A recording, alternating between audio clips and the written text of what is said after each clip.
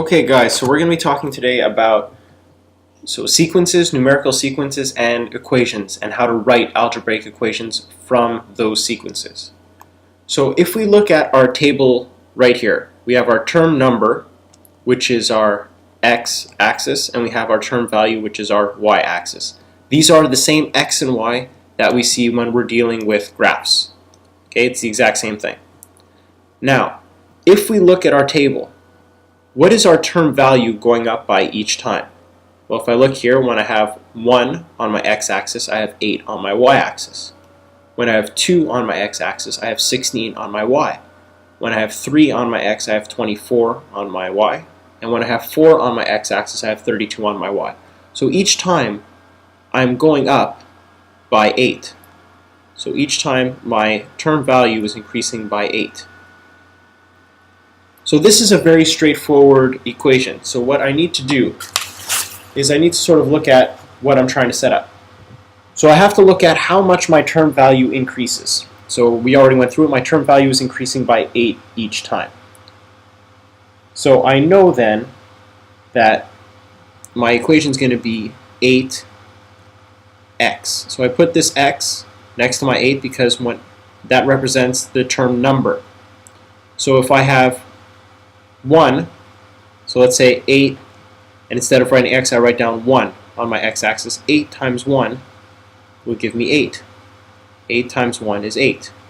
Or 8 times 2 on my x, I use the 2 on my x, will give me 16. 8 times 3, 24, and 8 times 4 is 32.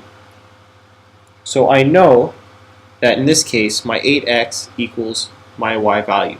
This is your equation. So whatever it goes up by, so whatever your term value increases by, you write an x next to it. Now, this is one way to represent my sequence with an equation. So my equation can be 8x equals y. I can also represent my equation with a drawing. So when I have 1 on my term value, I could have 8 squares or something. Like, there's a whole bunch of different ways of doing it. I can do it with a drawing, or I can also do it with a graph, which is another option. So if I were to do it with a graph, I could sort of look at this and be like, okay, so if my graph has 1, 2, 3, 4, and guys, I'm just estimating, and my graph goes up by units of 8, 16, 24, 32. I can go, okay, well, when I have 1 and 8, when I have 1 on my x-axis, so 1 where my term number is, and on my y, I should have 8. When I have 2 on my x, I have 16 on my y, 3 on my x, I have 24, 4 on my x, I have 32 on my y. That means I know if I go, well, if I have 5 on my x, I should have 40 on my y, and I should end up with a really nice looking line that sort of goes through my origin. So that's sort of one way of doing it, and this is when it's a really straightforward one where it goes up by the same number each time. But there's other situations, so other situations and other equations. So if we look at this example right here, well, I take a look at it and I'm like, okay, so let's start off. Start off by looking at how much my term value increases by. Well, if I look here, I have 5, and it goes to 7. Okay, so 5 plus 2 is 7. Then I look at 7 plus 2 is 9. 9 plus 2 is 11.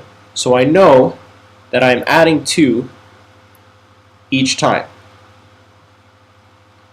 So theoretically, I'm going to go, okay, well, it goes up by 2 each time. So 2x should equal y, just like it did before. But if I look at my term number, which we said before is the same as our x and y, so if I look at my term number, I'm like, all right, well, 2 times 1 should give me 5. But it doesn't. It gives me 2. 2 times 2 should give me 7, but it gives me 4. 2 times 3 should give me 6. Should give me 9, but it gives me 6. And 2 times 4 should give me 11, but it gives me 8.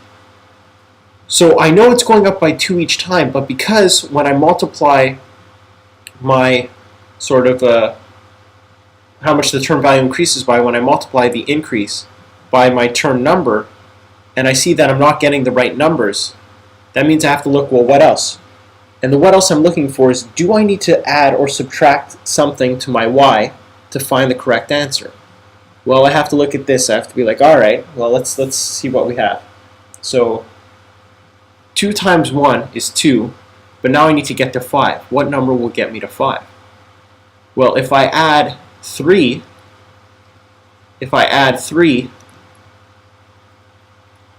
that should get me to 5. So 2 times 1 will give me 2, plus 3 should give me 5, which it does. So now I have to check to see if that works for the rest. Well, 2 times 2 gave me 4, and if I add 3, well, 4 plus 3 is 7. Is that what I got? Oh, okay, so 2 times 3 gives me 6, plus 3 gives me 9. Or 2 times 4 will give me 8, plus 3 will give me 11. So I know that my equation should be 2 times x, and remember x is whatever's number is in this column. So 2 times x plus 3 will give me y. Now the reason this type of equation is important is because this term number only goes to 4. But let's say I want to know what my term value would be at 10. I don't want to have to go each time and write it down. So what I can do instead is I can write down, well, 2 times my x, so my term number, so we set it at 10, plus 3 would give me, well, 2 times 10 is 20, plus 3, 23. So when this is 10, my term value, will be 23. That's why this is important. And again, like I told you guys, you can represent this as a graph, or you can represent this as a drawing. So when I have 1, I have 1, 2, 3, 4, 5 circles. When I have 2, I have 1, 2, 3, 4, 5, 6, 7 circles. When I have 3, I have 1, 2, 3, 4, 5, 6, 7, 8, 9 circles. And when I have 4, I have 1, 2, 3, 4, 5, 6, 7, 8, 9, 10, 11 circles.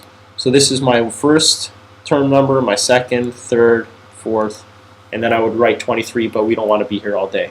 So you can represent it as a graph, you can represent it as a table of values, you can represent it as words, you could represent it as an equation. But the thing is, you have to figure out what your equation is. This is sort of how we're starting to get into algebraic equations. So we're going to look at one more. So last one together. So what I want you guys to do is pause the video here, take a minute, try and solve.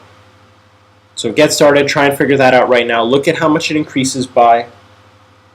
Look at if you get the right number in your term value. If you don't, what do you have to add or subtract to find the correct answer in the y?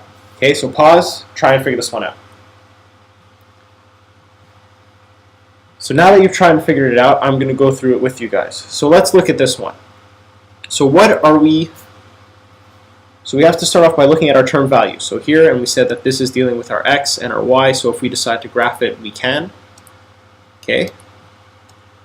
So how much does it increase each time in the y column? Well, -7 to -4. So -7 to -4. It's going up by, well, -7 to -4. That means we're adding 3, right? So we're plus 3. And then 4 to -1, so -4 plus 3 will take me to -1. And -1 plus 3 will take me to +2. So right away looking at this, I know that my term value increases by 3 each time. And I know that, well, it's going to be 3 times x should give me my y. So now I have to test out that theory like we did before. So if I go 3 times 1, I get 3. That's no good. 3 times 2, I get 6. 3 times 3, I get 9. And 3 times 4, I get 12. Now you don't have to write it out like this each time. I'm just showing you guys that this is not right, because when I have 1, I should have -7. So now I have to look. Do I still need to add or subtract a number to my term value to get the correct answer? So I look at this. Well, I did 3 times 1 and I got 3.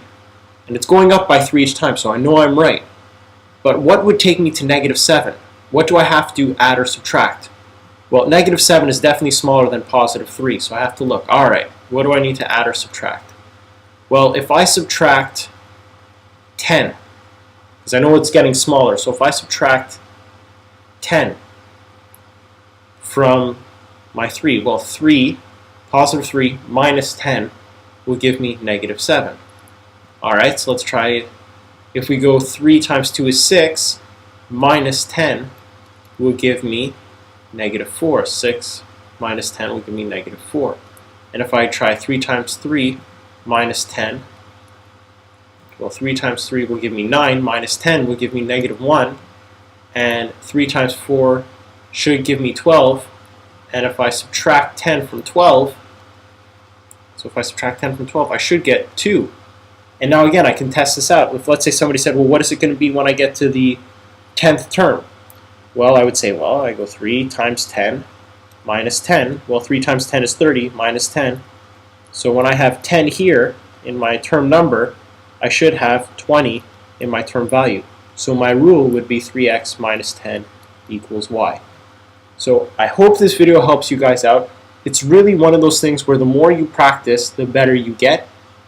And you can do that by sort of making up rules yourself. You can go and be like, all right, well, I'm going to go and make up a rule myself. So let's say you decide you want to go 3 times whatever my term number is plus 4.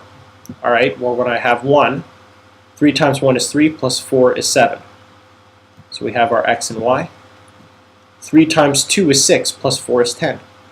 3 times 3 is 9 plus 4, 13. 3 times 4, sorry guys, 3 times 4 is 12, plus 4 is 16, so we have 4, 16. And now you can sort of erase this equation and give it to a friend and go, alright man, like, take a look at this, this is what I have. So what's it going up by each time? And your friend will look at it and be like, oh, well, it's going up by 3 each time. Alright, well, we'll test it out. You don't test it out, man. So your friend will look at it and go, okay, well, 3 times 1 is 3. I should have 7. So what do I need to add to get to 7? Well, if I add 4,